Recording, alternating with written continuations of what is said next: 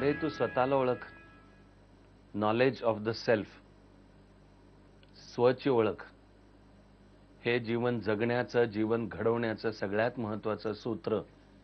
हे सूत्रच आपण समजावून घेतो, ते जगणं महत्त्वाचं आहे. ती स्वची ओळख कोणाला केव्हा होईल याचं काही गणित नाही, याचं काही बंधन नाही.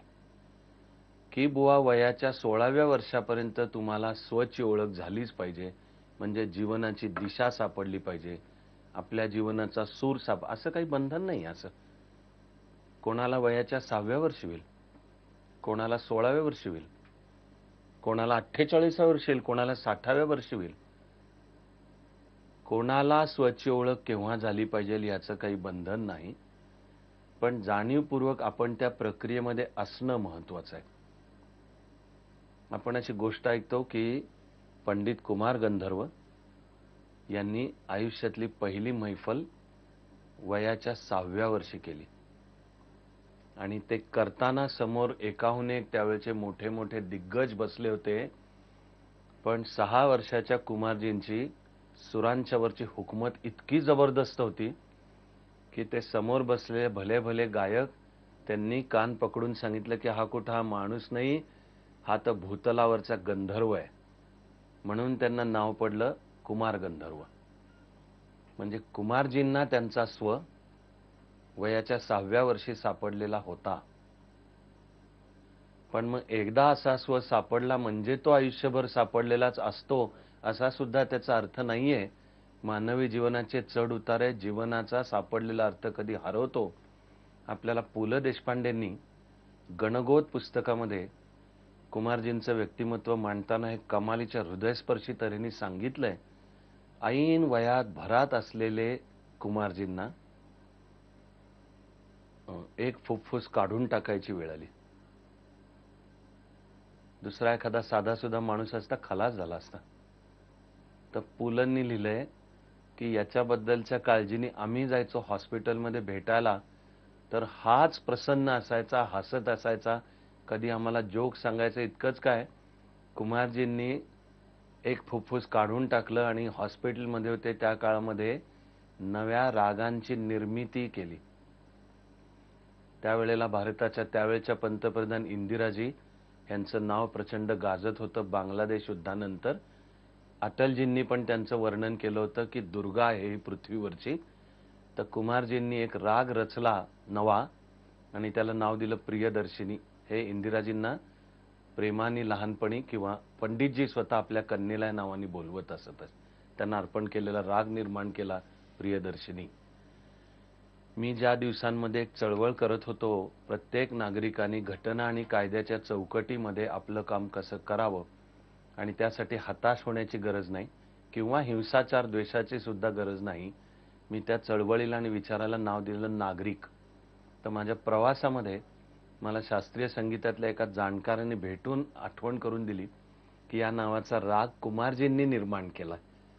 म्हणजे एक फुफ्फुस काढून टाकायची वेळ आली, सगळ्या अस्तित्वानी करिअर समोर प्रश्न उरला, तर ह्यांनी उलट निराश न होता हे नवी निर्मिती करतायत. स्वची ओळख च्या प्रक्रियेमध्ये असण्याचा एक रामबाण उपाय म्हणजे कामाच्या आपल्या क्षेत्रामध्ये सतत नवी निर्मिती करत राहणे. कारण सापडलेला सूर जाऊ शकतो. तो म्हणजे एखादा आपल्या आतल्या झऱ्याचा शोध घेण्यातला प्रकार आहे. आपण झरा जसा शोधत जाऊ जाऊ कधी तो झरा सापडेल, कधी खडकांच्या मध्ये लुप्त सुद्धा होत जाईल, पण त्या शोधामध्ये असणं महत्वाचं आहे. असं करत करत आपण एका दिवशी खरंच या मुक्कामावर पोचतो की ज्या मुक्कामाला तुकोबारायांच्या अभंगामध्ये अप्रतिम शब्द दिलेले आहेत. जणू उत्तम भजन कीर्तनामधनं धर्म अध्यात्माचा खरा अर्थ सांगणाऱ्या तुकोबारायांना कोणीतरी विचारलं की हे सगळं तुम्हाला सुचतं कसं? तर हे सगळं तुम्हाला सुचतं कसं याचं उत्तर द्यायला तुकोबारायांनी एक लिहिला अभंग. त्याचे 2 ओवीचे मी 2 भाग सांगतो, 2 चरण सांगतोय फक्त. तुम्हाला हे सगळं सुचतं कसं? तुकोबाराय म्हणाले, तुका म्हणे झरा आहे मूळचाच खरा. की हा जो आतला झरा आहे तो मूळचा खरा आहे, तो तुकोबारायांना सापडलेला आहे. ते म्हणतात तुम्ही पण शोधा, कारण तुझे आहे तुझपाशी. आणि हा जो तुका म्हणे झरा आहे मूळचाच खरा, तो प्रत्येकाच्या आत आहे ना.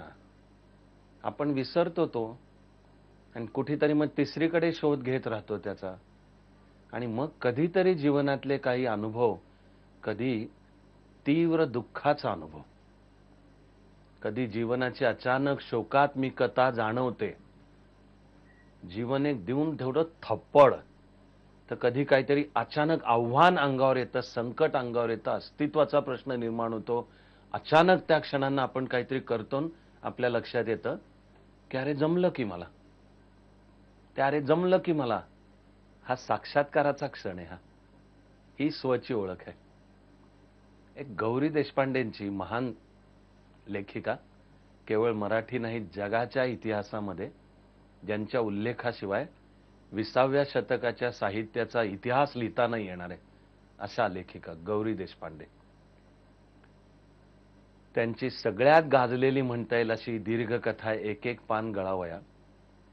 त्यामध्ये एका मध्यमवयीन उताराकडे लागलेल्या विवाहित स्त्रीचे पती अचानक जातात आणि एकीकडे पती गेल्याचं दुःख, दुसरीकडे आता वयात येणारी थोडी मोठी झालेली सुद्धा मुलं, आजपर्यंत चूल आणि मूलमध्ये रमलेली ही स्त्री, अचानक सगळं जीवन अंगावर येतं की त्याला सामोरं जायचंय. तिला वाटायला साध्या साध्या गोष्टी सुद्धा करता येत नाहीयेत, कारण ते कोणतरी पती तरी करायचं किंवा मुलं तरी करून द्यायची. बँकेत जायचंय, पैसे काढायचे, रेशन कार्ड तयार करायचंय, बिलं द्यायचे. आणि याच्याशी झगडता झगडता तिला आपल्यातला स्व सापडतो आणि नव्याने एक आत्मविश्वासपूर्ण स्त्री, एक आत्मविश्वासपूर्ण व्यक्ती म्हणून ती आकाराला येते. ह्याची गौरी देशपांडेंनी अप्रतिम चित्र रंगवलंय. मला वाटलं की या कथेवर आधारित वाटला पाहिजे असा एक उत्तम सिनेमा स्वयं नावाचा येऊन गेला. आपल्याकडे चांगले सिनेमे गाजायचं प्रमाण कमी आहे, मुळामध्ये चांगले यायचं बहुधा कमी आहे. हा स्वयं वहिदा रहमान यांनी भूमिका केली होती. आणि जी गौरी देशपांडेंच्या कथेतली उतार वयाकडची अचानक संकट आणि दुःख वाट्याला आलेली, त्यामुळे स्वतःशी झगडत स्वतःचा सूर शोधणारी स्त्री, तो वहिदा रहमान यांनी रोल अप्रतिम केला होता. स्वयं स्वयं अरे तू स्वतःला ओळख. काही गोष्टी इतक्या प्रेरणादायक आहेत. काशी नगरीमध्ये गंगेच्या घाटावर एक 6 वर्षाचा मुलगा पहाटेपूर्वी जाऊन बसायचा. कारण त्या घाटावर एक साधू बसलेला असायचा, तो पहाटेपूर्वी बासरी वाजवत असायचा. आणि हे 6 वर्षाचं पोरग गुडघ्याला मिठी मारून त्याच्यासमोर बसून तल्लीनपणे ती बासरी ऐकत असायचं. मलाही भाग्य लाभलेलं आहे काशीमध्ये अनेकदा जाण्याचं. एक असं वळण आहे खरंच की तिथे बसलो मी, पण नंतर तिथे जाऊन बसलोय. तुमच्याशी आता बोलताना मी असेन इथे स्टुडिओमध्ये, पण त्या घाटावरच बसलेलं आहे. आणि असे सकाळच्या वेळी जर जाऊन बसलं तिथे, तर गंगेमधूनच सूर्य जणू उगवतोय असा वर येणं चालू होतं. विलक्षण प्रसन्न वेळ. आणि हा मुलगा एक साधू बासरी वाजवत बसलाय ते ऐकायला जाऊन बसायचा. या साधूनी पण 6 महिने हे पाहिलं की हा मुलगा न चुकता येतो. 6 महिने झाल्यावर त्या साधूनी जवळ बोलवलं, आपली अशी हातातली बासरी त्याच्याकडे धरली आणि म्हणाला, बेटा बजाओगे? त्या मुलाने घेतली आणि वाजवायला सुरुवात केली. हे आहेत विश्वविख्यात बासरीवादक पन्नालाल घोष. त्यांना वयाच्या 6व्या वर्षी आपला स्व सापडला. शिवाजी महाराज, ज्ञानेश्वर माऊली आणि अशी खूप नावं सांगता येतील की त्यांना वयाच्या 16व्या वर्षी आपला स्व सापडला. ज्ञानेश्वरांनी ज्ञानेश्वरीची रचना 16व्या वर्षी केली. शिवाजी महाराजांनी हिंदवी स्वराज्याच्या स्थापनेचा निश्चय वयाच्या 16व्या वर्षी केला. कोणाला हा केव्हा सापडेल याचं गणित नाही. गांधीजींनी स्वतः सांगितलंय की खऱ्या अर्थाने त्यांना स्वतःचा सूर सापडला वयाच्या 48 नंतर. शास्त्रीय संगीतातले एक महान गायक पंडित मल्लिकार्जुन मनसूर, त्यांनी आमच्याच काही मित्रांना दिलेल्या एका मुलाखतीत सांगितलं की माझ्या जीवनाचा खरा सूर मला वयाच्या 60च्या आसपास सापडल्याची आंतरिक भावना तयार झाली. तेव्हा कोणाला आपल्या जीवनाचा सूर म्हणजेच आपला स्व केव्हा सापडेल याचं काही गणित नाही, बंधन नाही. त्या तपश्चर्येमध्ये असणं महत्वाचं आहे. कारण तुम्ही मी आपल्या जीवनाचं गाणं आपल्या सुरातच गायचंय. कुठल्या तरी दुसऱ्या सुराचे व्हायचा प्रयत्न करत बेसूर जगण्यात अर्थ नाही. जीवनाचं गाणं आनंदाने आपण आपल्या सुरातच गाऊयात.